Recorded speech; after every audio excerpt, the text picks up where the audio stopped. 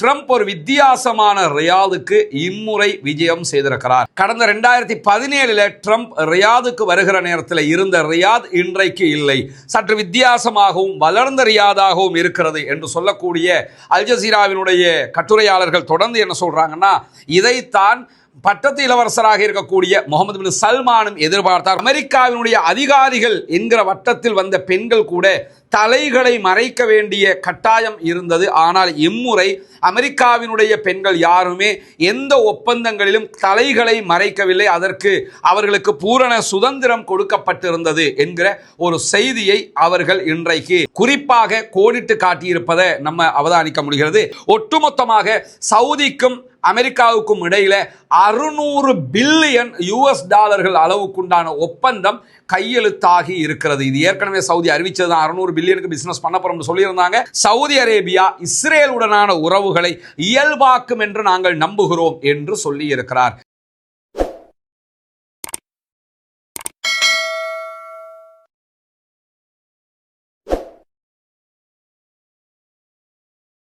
அன்பிற்கினிய சகோதர சகோதரிகளே, நம் அனைவர் மீதும் ஏக இறைவனுடைய அமைதியும் கருணையும் உண்டாகட்டுமாக என்கிற உயரிய பிரார்த்தனைகளோடு பாலஸ்தீனத்தினுடைய காசா பகுதிகளில் தொடர்ந்து 585வது நாளாகவும் இஸ்ரேலிய ஆக்கிரமிப்பு இராணுவம் தாக்குதல்களை நடத்தி வரக்கூடிய நிலையில் பாலஸ்தீனத்தில் இருக்கக்கூடிய சுதந்திர போராட்ட இராணுவமும் தொடர்ந்து பதிலடி தாக்குதல்களை நடத்தி வருகிறது. பாலஸ்தீனத்திற்கு ஆதரவாக யமனிலிருந்து செயல்படக்கூடிய ஹவுத்திகள் அல்லது ஹூத்திகளுடைய அன்சாருல்லா படைப்பிரிவும் தாக்குதல்களை நடத்தி வருகிறது. இந்த நிலையில இன்றைய தினம் நமக்கெல்லாம் தெரியும், சவுதி அரேபியாவுக்கு முதல் கட்டமாக டொனால்ட் ட்ரம்ப் அமெரிக்க ஜனாதிபதி விஜயம் செய்திருக்கிறார்.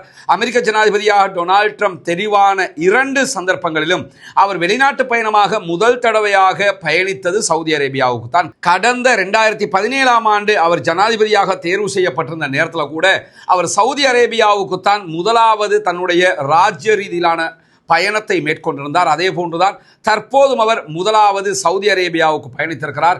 நாளை மறுதினம் ஆகிய 2 நாட்களும் UAE ஐக்கிய அரபு எமிரேட்ஸ் அதே போன்று கத்தர் ஆகிய நாடுகளுக்கு அவர் பயணிக்க இருக்கிறார். இந்த சந்தர்ப்பத்தில் நிறைய ஜியோ பொலிட்டிக்ஸ் அரசியல் மாற்றங்கள் நடைபெற்று வரக்கூடிய நேரத்தில் இன்றைக்கு அது தொடர்பாக நிறைய செய்திகளும் காசா தொடர்பான நிறைய செய்திகளும் இடம்பெற்றிருக்கிறது. குறிப்பாக இன்றைக்கு வெளியாகி இருக்கக்கூடிய ட்ரம்பினுடைய சவுதி அரேபிய பயணத்தை பற்றி விவரிக்கிற அல் ஜசீராவினுடைய கட்டுரையாளர்கள், எழுத்தாளர்கள், பேச்சாளர்கள், வர்ணனையாளர்கள் அத்தனை பேரும் ஒரு விவகாரத்தை சுட்டிக்காட்டுகிறார்கள். என்னன்னு சொன்னா, ட்ரம்ப் ஒரு வித்தியாசமான ரியாதுக்கு இம்முறை விஜயம் செய்திருக்கிறார். கடந்த 2017 ட்ரம்ப் ரியாதுக்கு வருகிற நேரத்தில் இருந்த ரியாத் இன்றைக்கு இல்லை, சற்று வித்தியாசமாகவும் வளர்ந்த ரியாதாகவும் இருக்கிறது என்று சொல்லக்கூடிய அல் ஜசீராவினுடைய கட்டுரையாளர்கள் தொடர்ந்து என்ன சொல்றாங்கன்னா, இதைத்தான் பட்டத்து இளவரசராக இருக்கக்கூடிய முகமது பின் சல்மானும் எதிர்பார்த்தார். குறிப்பாக கடந்த முறை டொனால்ட் ட்ரம்ப் சவுதி அரேபியாவுக்கு வந்தபோது சவுதி அரேபியாவில் நடத்திய பேச்சுவார்த்தைகள், செயல்பாடுகள் அத்தனையிலையுமே அமெரிக்காவினுடைய அதிகாரிகள் என்கிற வட்டத்தில் வந்த பெண்கள் கூட தலைகளை மறைக்க வேண்டிய கட்டாயம் இருந்தது. ஆனால் இம்முறை அமெரிக்காவினுடைய பெண்கள் யாருமே எந்த ஒப்பந்தங்களிலும் தலைகளை மறைக்கவில்லை, அதற்கு அவர்களுக்கு பூரண சுதந்திரம் கொடுக்கப்பட்டிருந்தது என்கிற ஒரு செய்தியை அவர்கள் இன்றைக்கு குறிப்பாக கோடிட்டு காட்டியிருப்பதை நம்ம அவதானிக்க முடிகிறது.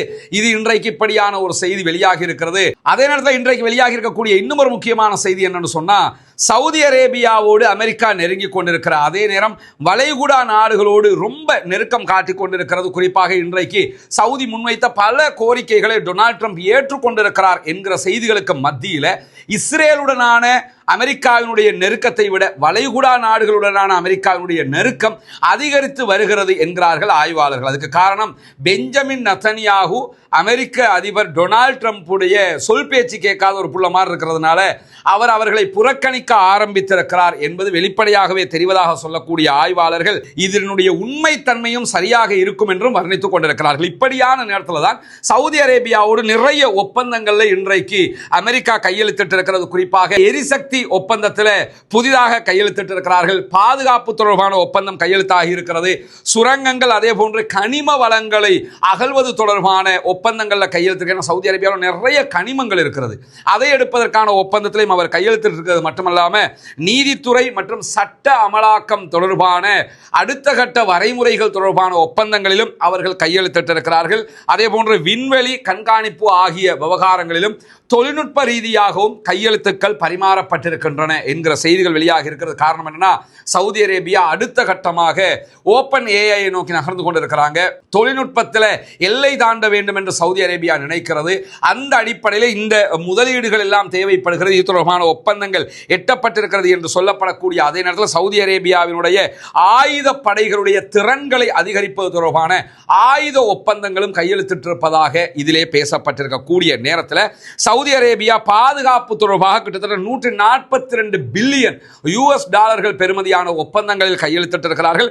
ஒட்டுமொத்தமாக சவுதிக்கும் அமெரிக்காவுக்கும் இடையில 600 பில்லியன் யூஎஸ் டாலர்கள் அளவுக்குண்டான ஒப்பந்தம் கையெழுத்தாகி இருக்கிறது. இது ஏற்கனவே சவுதி அறிவிச்சது 600 பில்லியனுக்கு பிசினஸ் பண்ண போறோம்னு சொல்லியிருந்தாங்க. தற்போது அது ஒப்பந்தமாக மாறி இருக்கிறது. 600 பில்லியன்ங்கிறத நீங்க புரிஞ்சுக்கிறதுக்காக ஒன்று சொல்ல முடியும் என்னன்னா, காசாவில் தற்போது இஸ்ரேல் செய்திருக்கக்கூடிய அநியாயங்களுடைய உச்சம் இருக்குல்ல, இந்த அழிக்கப்பட்ட பகுதிகள், அந்த முழு அழிவையும் பார்த்தீங்கன்னு சொன்னால் அதை அத்தனையையும் மீண்டும் பழைய மாதிரி கட்டி எடுப்பதற்கு வெறுமனே 45 பில்லியன் யூஎஸ் டாலர்கள் தான் தேவைப்படுகிறது என்று சொல்லப்படுகிறது. ஆனால் சவுதி அரேபியா அமெரிக்காவோடு செய்து கொண்டிருக்கக்கூடிய இந்த ஒப்பந்தத்தில் 600 பில்லியன் அளவுக்கான ஒப்பந்தமாக அது மாறி இருக்கிறது. அப்போ ஒரு பில்லியன்னா எவ்வளவு, அதனுடைய பெருமதி என்ன என்கிறத ஒப்பிடுவதற்காகத்தான் இந்த செய்திகளை நம்ம உங்களுக்கு சொல்கிறோம். அதே நேரத்தில் கத்தார் நமக்கு தெரியும், ஒரு போயிங் ஜெட் விமானத்தை அமெரிக்க அதிபர் டொனால்ட் ட்ரம்ப்புக்கு அன்பளிப்பு செய்வதான செய்திகள் வெளியாகிறது. அது தொடர்பான மேலதிகமான ஒரு செய்தி வெளியாக இருக்கின்றன. கத்தார் கொடுக்கக்கூடிய இந்த போயிங் விமானம் என்பது அமெரிக்க அதிபர் எங்க பயணிச்சாலும் அவர் பயணிப்பதற்கு என்று சொல்லி ஏர்ஃபோர்ஸ் 1 என்கிற ஒரு தனியான விமானம் இருக்கிறது. அந்த விமானத்திற்கு பதிலாக மாற்றாகத்தான் இந்த விமானம் கொடுக்கப்படுவதாக சொல்லப்படுகிறது. என்னன்னா, அமெரிக்க அதிபர் எங்க பயணிச்சாலும் அவர் ஒரு பறக்கும் வெள்ளை மாளிகை அளவுக்கு தான் அவருடைய விமானம் இருக்கும். அதனுடைய அனைத்து வழிமுறைகளையும் கடைபிடித்து தான் இந்த விமானம் உருவாக்கப்பட்டிருப்பதாகவும், இந்த விமானத்தை கத்தார் அமெரிக்காவுக்கு அன்பளிப்பு செய்கிறது. அதை டொனால்ட் ட்ரம்ப் ஏற்றுக்கொண்டிருக்கிறார். ஆனால் அமெரிக்காவினுடைய விதிமுறைகள் பிரகாரம் இந்த விமானம் ஏர்ஃபோர்ஸ் 1 பயன்படுத்தப்படுமா இல்லையா என்கிற ஒரு கேள்வி இருக்கக்கூடிய நேரத்தில் தான் இந்த விமானத்திற்கு 400 மில்லியன் அமெரிக்க டாலர்கள் செலவாகி இருப்பதாகவும் சொல்லப்படுகிறது. அள்ளி கொடுத்திருக்கிறாங்க. எந்த ஒரு தராதரமும் பார்க்காம கொடுத்துருக்கலாங்கிறது தெரியுது. ஆனால் என்னன்னா, காசாவினுடைய மக்கள் சாப்பிட வழி இல்லாமல் இருக்கிறார்கள். அவர்களுக்கு உணவு கொடுப்பதற்கு காசு இருந்தால் கூட உணவு கொடுப்பதற்கு வக்கில்லாமல் இருக்கிறார்களே என்கிற கவலை இருக்கிறது. எவ்வளவு காசு இருக்குது, நினைச்சாங்கன்னா எவ்வளவு எல்லாம் பண்ண முடியும் என்கிற ஒரு கேள்விக்கு மத்தியில் இன்றைக்கும் அவர்கள் பட்டினி சாவை எதிர்கொண்டு வருகிறார்கள் என்கிற கவலைக்குரிய நிலையில காசாவில் கடந்த 24 மணி நேரத்துக்குள்ளாக 46 அப்பாவிகள் கொல்லப்பட்டிருக்கிறார்கள், ஷஹீதாகி இருக்கிறார்கள்.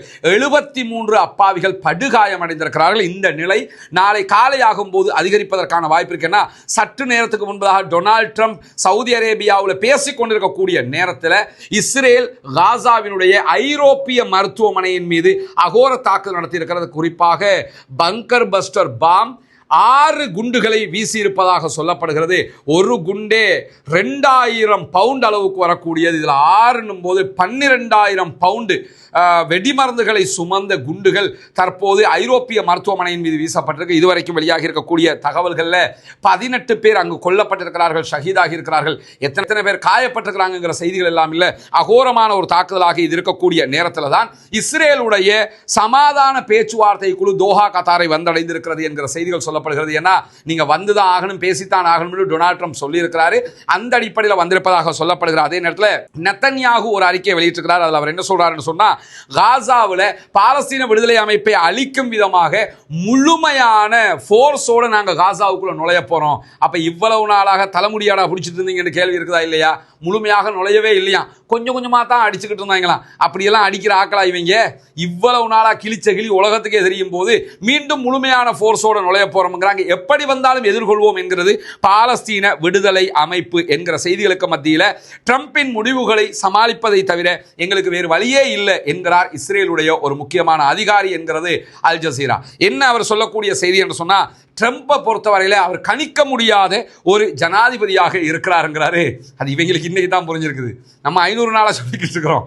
இந்த அவருடைய ஆட்சி வந்ததுக்கு முன்னாடி அவர் தேர்தல் பிரச்சார நேரத்துலேருந்து என்ன சொல்கிறோம்னு சொன்னால் ட்ரம்ப்பை நமக்கு எக்ஸ்பெக்ட் பண்ண இயலாது, அந்த ஆள் நினைச்சதை செய்யக்கூடிய ஒரு ஆள், யாருக்கும் கண்ட்ரோல் இல்லாத ஒரு ஆளுன்னு. அது இன்னைக்கு தான் இவங்களுக்கு புரிஞ்சிருக்கேன். இவங்க என்ன நினைச்சாங்கன்னா அவர் அப்படித்தான் நம்ம சொல்றதெல்லாம் கேட்பாரு நினைச்சாங்க. இப்போ அவங்க சொல்றதையே கேட்கலங்கிறதுனால என்ன சொல்றாருன்னா ட்ரம்ப்பை மாதிரி கணிக்க முடியாத ஜனாதிபதியால் இஸ்ரேலுக்கு பெரிய ஆபத்துகள் இருக்கிறது. வரலாறு ரீதியாக அமெரிக்கா நம்மோடு கொண்டிருக்கக்கூடிய அனைத்து நட்புகளையும் கூட ட்ரம்ப் தூக்கி எறிவதற்கு வாய்ப்பு இருக்கிறது. உண்மையிலே வாய்ப்பு இருக்குதான். அந்த ஆள் நினைச்சான்னு சொன்னால் போடா போகிறதுக்குன்னு சொல்லி தட்டி வச்சுட்டு போயிடுவானா. இது சவுதி அரேபியாவுக்கு வர்றாரு, கத்தாருக்கு வர்றாரு, யுஏக்கு வர்றாரு, அடுத்ததாக எப்பொழுதுமே இஸ்ரேலுக்கு போவார் என்று இருக்கிற நிலையில் அவர் இஸ்ரேல் பக்கம் திரும்பி கூட பார்க்கல. இன்றைக்கு சவுதி அரேபியாவில் அவர் ஆற்றிய உரையை பார்க்கும்போது இஸ்ரேல் வெறுக்கக்கூடிய பல செய்திகளையும் அவர் சொல்லியிருக்கிறார் என்பதையும் பார்க்க முடிகிறார். அதே நேரத்தில் இன்றைக்கு அவர் ஆற்றிய உரையில் சொன்ன ஒரு முக்கியமான அம்சம்தான் சவுதி அரேபியா இஸ்ரேலுடனான உறவுகளை இயல்பாக்கும் என்று நாங்கள் நம்புகிறோம் என்று சொல்லியிருக்கிறார். இயல்பாக்கணும் என்று சொல்லல, இயல்பாக்கும் என்று நாங்கள் நம்புகிறோம்ங்கிறாரு. அவர் என்ன சொல்றாருன்னா, கடந்த முறை நான் ஜனாதிபதியாக இருக்கும்போது ஆப்ரஹாம் எக்ரிமெண்ட்டை கொண்டு வந்தேன். இந்த ஆப்ரஹாம் எக்ரிமெண்ட்ல ஏற்கனவே யுஏஇ இணைஞ்சிட்டாங்க. யுஏஇ இஸ்ரேலை தனி நாடாக அங்கீகரிச்சிருக்கிறாங்க, பஹ்ரைன் தனி நாடாக அங்கீகரிச்சிருக்கிறாங்க, மொரோக்கோ தனி நாடாக அங்கீகரிச்சிருக்கிறாங்க. அந்த எக்ரிமெண்ட்டுக்குள்ள சவுதி அரேபியாவும் வரும் என்று நான் எதிர்பார்க்கிறேன். ஆனால் அவர்கள் தான் அந்த முடிவை எடுக்க வேண்டும் என்று சொல்லியிருக்கிறார். ஆனால் சவுதி அரேபியா பாலஸ்தீனத்தை தனி நாடாக அமெரிக்கா உள்ளிட்ட சர்வதேச நாடுகள் ஐநாவும் அங்கீகரித்தால் மட்டும்தான் நாங்கள் இஸ்ரேலை தனி நாடாக அங்கீகரிப்போம் என்கிற விடாப்பிடியான அறிவிப்போடு இருக்கிறார்கள். பொறுத்திருந்து பார்ப்போம் சவுதி அந்த விவகாரத்தில் என்ன முடிவை எடுக்க போகிறது என்பதை. இப்படியான ஒரு நேரத்தில் இன்றைக்கு சவுதியில பேசிக் கொண்டிருந்த அமெரிக்க ஜனாதிபதி என்ன சொல்றாருன்னா, காசாவினுடைய நடந்து கொண்டிருக்கக்கூடிய யுத்தம் பயங்கரமான ஒரு யுத்தமாக இருக்கிறது, பொதுமக்கள் கொல்லப்படக்கூடிய ஒரு யுத்தமாக இருக்கிறது. இதே நேரத்தில் இந்த யுத்தத்தை முடிவுக்கு கொண்டு வருவதற்கு நாங்கள் தொடர்ந்து பணியாற்றி வருகிறோம். வெகு சீக்கிரம் காசாவினுடைய யுத்தத்தை முடிவுக்கு கொண்டு வருவோம் என்று சொல்லியிருக்கிறார். தோஹாவுக்கு இஸ்ரேலுடைய அதிகாரிகள் வந்திருக்கிறாங்க, விட்காஃபும் அங்கே இருக்கிறாரு. இருக்கிற நிலையில இந்த பேச்சுவார்த்தைகள் நடத்தப்படுவதற்கான வாய்ப்புகள் இருக்கக்கூடிய நேரத்தில் ஈரானிடம் ஒருபோதும் அணு ஆயுதங்கள் இருக்கக்கூடாது என்பதில் நாங்கள் உறுதியாக இருக்கிறோம் என்று டொனால்ட் ட்ரம்ப் இன்னைக்கு ஈரானை கொஞ்சம் வம்பு கிழித்து தான் பேசினாரு. பேசுகிற நேரத்தில் என்ன சொன்னாருன்னா, ஈரானோட ஒரு எக்ரிமெண்ட்டுக்கு போறதுக்கு நாங்கள் ரெடியா இருக்கிறோம். அந்த எக்ரிமெண்ட் ஈரான் எக்காரணம் கொண்டும் அணு ஆயுதம் தயாரிப்பதாக இருக்கக்கூடாது, அணு ஆயுதமற்ற ஈரானை தான் நாங்கள் எதிர்பார்க்கிறோம், ஈரானுக்கு நாங்கள் தேவையான ஆஃபர் எல்லாத்தையுமே கொடுத்திருக்கிறோம். அப்படி இருக்கும்போது ஈரான் அவற்றை புரிந்து கொண்டு ஒப்பந்தத்திற்கு வரும் என்று நாங்கள் எதிர்பார்க்கிறோம். எனவே ஈரானிடத்தில் எக்காரணம் கொண்டும் நியூக்ளியர் இருப்பதை நாங்கள் விரும்பவில்லை என்று சொல்லி இன்னைக்கு அவர் ஈரான் தொடர்பான ஒரு செய்தியை பேசியிருக்கிறார். உடனே ஈரான் அதுக்கு பதிலடி கொடுத்திருக்கிறாங்க. அவங்க சொல்லியிருக்கக்கூடிய பதிலடியில் என்ன சொல்றாங்கன்னா, நாங்க நியூக்ளியர் பாம் செய்வோம்னு நாங்க எங்கேயும் சொல்லலையே, எங்க தேவைக்கு தானே நாங்க செஞ்சுக்கிட்டு இருக்கிறோம். இப்ப எப்படி சவுதி அரேபியா கேட்டுக்கிட்டு இருக்கிறாங்களோ அதே தான் நாங்களும் செஞ்சுக்கிட்டு இருக்கிறோம்னு சொல்லி பதில் கொடுத்துருக்காங்க. ஆனா இது உண்மையா பொய்யாங்கிறதுல ஒரு பெரிய கேள்வி இருக்குதுங்கிறது நமக்கு எல்லாம் தெரியும். இப்படியான ஒரு நிலையில தான் இலங்கையினுடைய கிழக்கு மாகாணம் பொத்துவில்ல நம்ம செய்து வரக்கூடிய ஏழை மக்களுக்கான வீட்டு திட்டத்தை இன்றைக்கு பார்வையிட வந்திருக்கிறோம். இன்ஷா அல்லாஹ் வெகு விரைவில் இந்த 5 வீடுகள் கையளிக்க இருக்கிறோம் அல்ஹம்துலில்லாஹ். எனவே இந்த வீடுகளில் தற்போதைய நிலை எப்படி இருக்குது, என்ன மாதிரி கட்டுமானங்கள் நடந்திருக்குங்கிறத தான் இந்த வீடியோவில் பார்க்க போகிறோம். வாங்க ஒரு ஹோம் டூராகவே அதை நம்ம பார்ப்போம் இன்ஷா அல்லாஹ். முதலில் இதற்காக உதவக்கூடிய அத்தனை பேருக்கும், தங்களால் உதவ முடியாவிட்டாலும் இந்த பணி சிறப்பாக அமைய வேண்டும் என்று ஒவ்வொரு நாளும் பிரார்த்திக்கக்கூடிய சகோதரர்களுக்கும் என்னை தொடர்பு கொண்டு இது சம்பந்தமான விவகாரங்களை கேட்டு அறிந்து அந்த உதவி செய்யக்கூடிய மக்களுக்காக பிரார்த்தனை செய்யக்கூடிய அனைத்து நல்லுள்ளங்களுக்கும் ஆரம்பமாகவே நான் நன்றியையும் பிரார்த்தனையும் தெரிவித்துக் கொள்கிற நேரத்தில் தொடர்ந்து வாங்க என்ன நடக்குதுங்கிறத பார்ப்போம். இது எல்லாமே நீங்கள் தருகிற சதக்கா தான தர்மங்களை கொண்டுதான் நம்ம பண்ணிக்கிட்டு இருக்கிறோம். இறைவனுடைய ரொம்ப மகிழ்ச்சியா இருக்குது. வீடு ரொம்ப அழகாக அவங்களுக்கு திருப்திகரமாக வந்திருக்குது. இன்ஷா அல்லாஹ் இந்த மாத கடைசிக்குள்ள முடிக்கிற பிளான்ல இருக்கிறோம். அதனால் மிகச்சிறப்பாக முடியும் என்கிற சந்தோஷமான செய்தியையும் உங்களோட பகிர்ந்து கொள்றோம். வாங்க அடுத்தடுத்த வீடுல பார்ப்போம். இதுதான் நம்முடைய 2வது வீடு கட்டுகிற ட்ரைனேஜ் வேலை இன்னைக்கு நடக்குது. பூசுகிற வேலை ஆரம்பிச்சிட்டாங்க எல்லா வீடுல. பாஸ் உள்ள போகிறோம், உள்ள மாட்டீங்கண்ணே பாஸ். இப்போ இதில் அந்த டாய்லெட்டுக்குரிய வாசல் எப்படி வைப்பீங்க? இப்போ அந்த பக்கம் இருக்கு, இதுக்காக வைப்பீங்களா டாய்லெட்டுக்கு வாசல்? அங்கிட்டு வைப்பீங்களா? அது வெளியேக்கி. Okay okay okay 2 okay. இது 3வது வீடு இதாக இருக்குது. என்னுடைய காட்சியை நீங்கள் பார்க்குறீங்க. இது ட்ரைனேஜ். இது நாங்கள் முன்னாடி கொண்டு வர்றோம். என்னென்னு சொன்னால், அங்கிட்டு அடுத்த பக்கம் கிணறு இருக்கிறதுனால இந்த ஏரியாவில் ஒரு கிணறு ஒன்று இருக்குது. அதுக்கு டிஸ்டர்ப் ஆகிடக்கூடாதுன்ட்டு ட்ரைனேஜை முன்னாடி கொண்டு வந்திருக்காங்க. அப்படி கம்ப்ளீட்டாக மூடிடுவாங்க. மற்றதெல்லாம் பின்னாடி தான் வந்திருக்குது. இதுக்கு ஜன்னல் எல்லாம் வச்சுட்டாங்க. ஆமாம், இங்கேயும் இதை வயரிங்கை முடிச்சிட்டாங்க. அந்த பட்டை மட்டும்தான் இவரத்துக்கு ஒன்று போடுறதுக்கு இருக்குதுன்னு நினைக்கிறேன். லைனை கொடுத்தாங்கன்னா சரி. கிச்சனில் வேலையும் ஓரளவுக்கு முடிச்சு தான் வச்சுருக்குறாங்க. முடிச்சிட்டாங்க. பாத்ரூம் நல்லா பெருசாக தான் இருக்குது. அப்படியே அடுத்த வீட்டுக்கு போமா. இது 3வது வீடு. இதுக்கு உதவி செஞ்ச எல்லா சகோதரர்களுக்கும் நல்லா அருள் புரியணும். இது ஓடு மேலே போட்டுக்கிட்டு இருக்கிறோம். அதுக்கும் இறங்கி இருக்குது. இது நம்பர் 1 குவாலிட்டி ஓடுன்னு சொல்லுவாங்க. 3 குவாலிட்டி இருக்கிறதா சொல்லப்படுது. இதில் நம்ம எடுத்துருக்கிறது நம்பர் 1 குவாலிட்டி. நம்பர் 1 தான் எடுத்துருக்கிறோம். செகண்ட் குவாலிட்டியோ அல்லது தேர்ட் குவாலிட்டியோ நம்ம எடுக்கலை. ஏன்னா அதை போட்டோம்னு சொன்னால் அது நல்லா இருக்காது. அதனால் எடுக்கிற பொருட்கள் எல்லாமே அதுக்குரிய பெருமதியான ஒரிஜினல்ங்கிற வகையில் உள்ளதை தான் நம்ம பண்ணிக்கிட்டு இருக்கிறோம். ஏன்னா அது நமக்கு கட்டுற மாதிரி இருக்கணும் அந்த மக்களுக்குரியதுங்கிற அடிப்படையில். இது 4வது இடம். இது பூசுறதுக்குரிய மண் இறக்கியிருக்கிறாங்க. எப்படி இருக்கிறீங்க? வேலை எப்படி போகுதா? பாஸ் தான் எங்க ஃபுல் பிஸியாக இருக்கார் பாஸ்? அது சரி பாஸ். இதை எல்லாத்தையும் இந்த மாதத்துக்குள்ளே முடிப்பீங்களா? இன்ஷால்லா முடிச்சு தாங்க இன்ஷால்லா. சார் நல்ல திருப்தியாக இருக்குது. அதான் நான் மக்களுக்குன்னு சொல்லி கொண்டிருக்கேன். அதான் ரொம்ப திருப்தியாக இருக்குது எங்களுக்கு. அல்ஹம்துலில்லாஹ். இது 5வது ஃபைனல் கட்டிக்கிட்டு இருக்கிறாங்க. இது பின்பகுதியால் நம்ம இப்போ போய்கிட்டு இருக்கிறோம். பாத்ரூம் எல்லாம் சூப்பராக இருக்குது மாஷா அல்லாஹ். மேலே கோப்பிசம் அடிக்கிறாங்க, வகலை போடுறாங்க. இவங்க தான் நீங்கள் நின்று வேலையை ஃபௌமி. இது கடைசி வீடு. இது எப்போ முடியும்? இந்த வீடு முடிஞ்சுது. நமக்கு ஒரு 10 daysல இந்த வீடு கம்ப்ளீட் ஆகும். எல்லாம் கம்ப்ளீட் ஆகிறதுக்கு பாஸ் சொல்கிறார் இந்த மாதம் கடைசிக்குள்ளே முடியும். இந்த மாதிரி ஒரு 25-26 தேதிக்குள்ளே டோட்டலாக வீடு எல்லாம் கம்ப்ளீட் ஆகி நமக்கு ஜூன் ஃபர்ஸ்ட் வீக்கில் ஓப்பன் செய்கிற மாதிரி செய்யலாம் இன்ஷால்லா. அல்ஹம்துலில்லாஹ். இவர் தான் இங்கேருந்து நம்ம வேலைகள், இவர் அங்கிட்டு கொஞ்சம் சகோதரர் இருக்காங்க, அவங்கெல்லாம் சேர்ந்து தான் இங்கே வேலைகளை செய்கிறாங்க. ரொம்ப திருப்திகரமாக நம்ம கொழும்பில் இருந்தாலும் நம்மளே இங்கே இருக்கிற மாதிரி நம்ம ஒரு ஒன்ஸ் a வீக் மாதிரி இங்கே வருவோம். வந்தால் முழு அப்டேட் டீட்டெயில்ஸோடு அல்ஹம்துலில்லாஹ் அவங்களோட வேலை பணிகளுக்கு மத்தியிலையும் இதை நின்று செய்கிறாங்க. அல்லாஹ் உங்களுக்கு நிறைய ரஹ்மத் செய்வான் இன்ஷா அல்லாஹ் மக்களுக்காக செய்கிறதுக்கு. இவங்கெல்லாம் நம்மளோட சகோதரர்கள், இந்த வேலைக்காக இருக்கக்கூடிய சகோதரர்கள். எனவே ஜஸாக்குமுல்லாஹு ஹைரா. அல்லாஹ் உங்கள் அத்தனை பேருக்கும் அருள் புரிய வேண்டும். இந்த பணிகளுக்காக உதவி செய்யக்கூடிய எல்லா சகோதரர்களுக்கும் நாங்கள் அல்லாஹ்விடத்தில் பிரார்த்தனை செய்கிறோம். அதே நேரம் நீங்களும் இந்த பணி மிகச்சிறப்பாக நடந்து முடிவதற்கு பிரார்த்திக்கிற அதே நேரம் பாலஸ்தீனம் வெற்றி பெற வேண்டும், பாலஸ்தீனம் சுதந்திரம் அடைய வேண்டும் என்கிற பிரார்த்தனையும் அல்லாஹ்விடத்திலே மறக்காமல் முன்வையுங்கள். இதற்காக, இந்த பணிக்காக, இறைவனுக்காக உதவ விரும்புகிற சகோதரர்கள் முன்னால் தெரிகிற நம்முடைய வங்கிக் கணக்கிற்கு உங்களால் முடிந்த தொகைகளை வைப்பிலிட முடியும். வெளிநாடுகளிலிருந்து வைப்பிலிடக்கூடியவர்கள் இதற்கு வைப்பிலிட முடியாத சந்தர்ப்பத்தில் அதில் தெரிகிற நம்முடைய தொலைபேசி மற்றும் வாட்ஸ்அப் பழக்கத்திற்கு தொடர்பு கொண்டு உங்களால் முடிந்த உதவிகளை வாரி வழங்குமாறு அன்பாக கேட்டுக்கொள்கிறோம். இந்த பணிகள் சிறப்பாக அமைவதற்கு பிரார்த்தனைகளில் சேர்த்துக்கொள்ள மறந்து விடாதீர்கள்.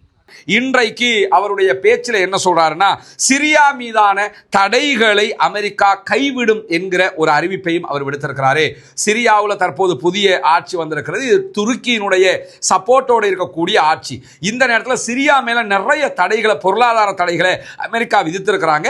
இந்த தடைகளை எல்லாம் நாங்கள் கைவிடுவோம் என்று சொல்லியிருக்கிறார்கள். இது உண்மையிலே அரபு நாடுகளுக்கு கிடைத்த ஒரு வெற்றியாக பார்க்கப்படுகிறது. என்னன்னா, அரபு நாடுகளுடைய கோரிக்கை பிரகாரம் தான் இது நீக்கப்படுகிறது. என்னன்னா, சிரியாவினுடைய கை யார்கிட்ட இருந்ததுன்னா ஈரான்கிட்ட இருந்தது. இப்பொழுது அது மாறி துருக்கி கைக்கு போயிருக்கிறது. துருக்கிக்கு சப்போர்ட்டாக அரபு நாடுகள் இருக்கிறார்கள்.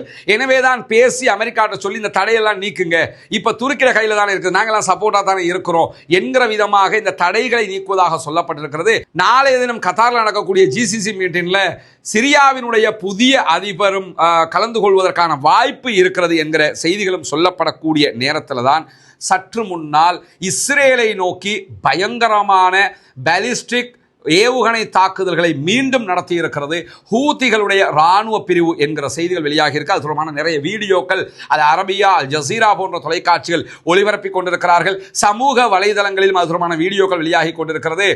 யமனில் இருக்கக்கூடிய ஹூதிகள் நேரடியாக தாக்குதலை நடத்தியிருக்கிறார்கள் இஸ்ரேல் மீது.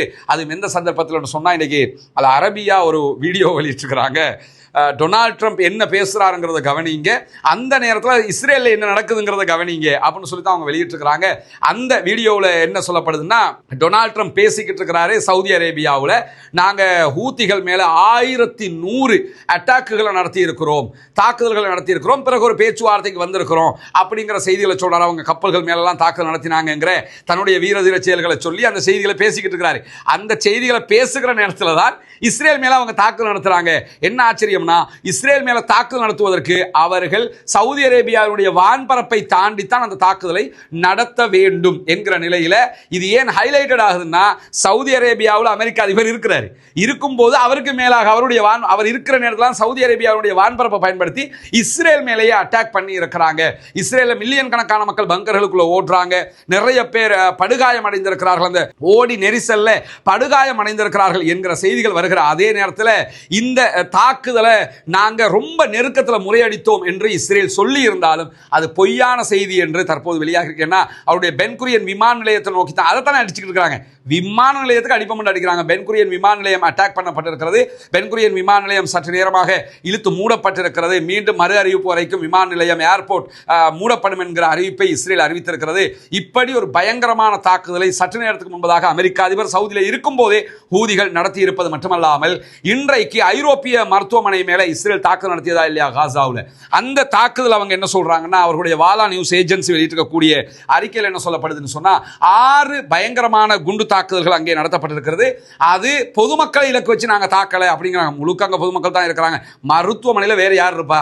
மருத்துவமனைக்கு கீழே பாலஸ்தீன விடுதலை அமைப்பினுடைய பங்கர்கள் இருந்ததாகவும், அந்த பங்கர்களுக்குள்ளாக பாலஸ்தீன விடுதலை அமைப்பினுடைய இராணுவ பிரிவினுடைய தற்போதைய தலைவராக செயல்படக்கூடிய மேஜர் ஜெனரல் முகமது சின்வார் அவர்கள் அதற்குள் இருந்ததாகவும் சொல்லப்படுகிறது. முகமது சின்வாரை நாங்கள் கொன்றிருக்கிறோம் என்கிறது இஸ்ரேலிய ஆக்கிரமிப்பு இராணுவம். ஆனால் இது தொடர்பான அறிக்கைகளை வெளியிட்டிருக்கக்கூடிய பாலஸ்தீன விடுதலை அமைப்பு இதுவரைக்கும் முகமது சின்வார் அவர்கள் கொல்லப்பட்டது தொடர்பான எந்த செய்திகளையும் வெளியிடவில்லை. எனவே முகமது சின்வார் அவர்கள் கொல்லப்பட்டிருக்கிறாரா இல்லையா என்பது பாலஸ்தீன விடுதலை அமைப்பு சொல்லுகிற செய்தியை கொண்டுதான் நம்ம அறிஞ்சிக்க முடியும். முகமது சின்வார் அவர்களை பொறுத்தவரையில சின்வார் அவர்களுடைய சகோதரராக இருக்கிறாரு. அது மட்டுமல்லாம யஹியா மிஞ்சிய ஒரு யுத்த தந்திரம் கொண்டவராகவும் அறியப்படுகிறார். இவர் தான் ஒரு 10 ஆண்டுகளுக்கு முன்பதாக இஸ்ரேலுக்குள்ள புகுந்து அங்கிருக்கக்கூடிய இஸ்ரேலுடைய மிக முக்கியமான ஒரு தளபதியை கைது செய்து கொண்டு வந்தார். அந்த நேரத்தில் ரிலீஸ் செய்யப்பட்ட 1000க்கும் மேற்பட்ட பாலஸ்தீன மக்களில் ஒருவராகத்தான் யஹியா சின்வாரும் விடுதலை செய்யப்படுவார். 20 ஆண்டுகளுக்கு பிறகு இஸ்ரேலுடைய ஜெயிலில் இருந்து. அப்படியான ஒரு வீரதீர வரலாற்றை கொண்டவர் தான் முகமது சின்வார் அவர்கள். முகமது லைஃப் அவர்கள் கொல்லப்பட்டதற்கு பிறகு, ஷஹீதாக்கப்பட்டதற்கு பிறகு, அவர் தான் பாலஸ்தீன விடுதலை அமைப்பினுடைய இராணுவ பிரிவை நிறுவியவர். அவர் கொல்லப்பட்டு ஷஹீதாக்கப்பட்டதற்கு பிறகு அடுத்ததாக தளபதியாக முகமது சின்வார் அவர்கள் பொறுப்பேற்றிருந்தார்கள் என்கிற செய்திகள் வெளியாக இருந்த நேரத்தில் அவர் கொல்லப்பட்டிருந்தார். அவ்வளவுதான். அதற்கு பிறகு இன்னும் சின்வார் அவர்களுடைய சகோதரர் ஒருவர் அகமது என்கிற பெயரில் இருப்பதாக சொல்லப்படுகிறது. ஒன்றோ அவர் தலைமை பொறுப்பை ஏற்பதற்கான வாய்ப்பு இருக்கிறது, இல்லை என்றால் வேறு யாராவது எடுப்பதற்கான வாய்ப்பு இருக்கிறது. பொறுத்திருந்து பார்ப்போம். அவர் கொல்லப்பட்டிருக்கிறார் என்கிற செய்தியை இஸ்ரேல் தான் சொல்லி இருக்கிறாங்க. பாலஸ்தீன விடுதலை அமைப்போ பாலஸ்தீனத்தை சேர்ந்த எந்த ஊடகங்களும் இதுவரைக்கும் அது தொடர்பான செய்திகளை சொல்லல. ஆனால் சவுதி அரேபியாவுடைய அல் அரபியாவும் இந்த செய்தியை சொல்லியிருக்கிறாங்க. அவங்களும் வாலா நியூஸ் ஏஜென்சி ஆதாரம் காட்டி தான் சொல்லியிருக்கிறாங்க. இது எல்லாமே இஸ்ரேலுடைய செய்திகளாக இருக்கிறது. முகமது சின்வார் அவர்கள் கொல்லப்பட்டார்கள் என்கிற செய்தி வந்தால் உடனுக்குடன் உங்களோடு பகிர்ந்து கொள்ள தயாராக இருக்கிறோம். பாலஸ்தீனம் வெற்றி பெற வேண்டும், பாலஸ்தீனம் சுதந்திரம் அடைய வேண்டும், பாலஸ்தீன மக்கள் நம்மை போன்ற நிம்மதியானவர்களாக மாற வேண்டும், உயர வேண்டும் என்கிற பிரார்த்தனைகளோடு பாலஸ்தீனத்தினுடைய இராணுவ பிரிவினுடைய வெற்றியை நோக்கிய பயணம் ஜெயிக்க வேண்டும் என்று தொடர்ந்து பிரார்த்தனை செய்யுங்கள். அதே நேரத்தில் பாலஸ்தீன மக்களுக்காக ஜனநாயக ரீதியாக குரல் கொடுக்க மறந்து விடாதீர்கள். தொடர்ந்தும் டொனால்ட் ட்ரம்ப் சவுதி அரேபியாவில் என்ன எல்லாம் செய்கிறாரு, அதே நேரத்தில் கத்தார் யுஏஇல போய் என்னவெல்லாம் பேசுகிறார், என்னவெல்லாம் செய்கிறார் என்பதை தினமும் அது தொடர்பான அப்டேட்டுகளோடு எதிர்பார்ப்போடு காத்து கொண்டிருங்கள். நம்ம அந்த செய்திகள் வருகிற போது ஒட்டுமொத்தமாக உங்களுக்கு அதனுடைய சாராம்சமாக மிக முக்கிய செய்திகளை கொண்டு வந்து தந்து கொண்டிருக்கிறோம். ரஸ்மின் மயசி நியூஸ் மற்றும் ரஸ்மின் மயசி டாக்ஸ் ஆகிய நம்முடைய 2 சேனல்களையும் சப்ஸ்கிரைப் செய்யாத சகோதரர்கள் சப்ஸ்கிரைப் செய்து இணைந்து கொள்ளுங்கள் என்கிற கோரிக்கையோடு முடித்துக் கொள்கிறேன். வாஹர் தஅவானா அல்ஹம்துலில்லாஹி ரப்பில் ஆலமீன்.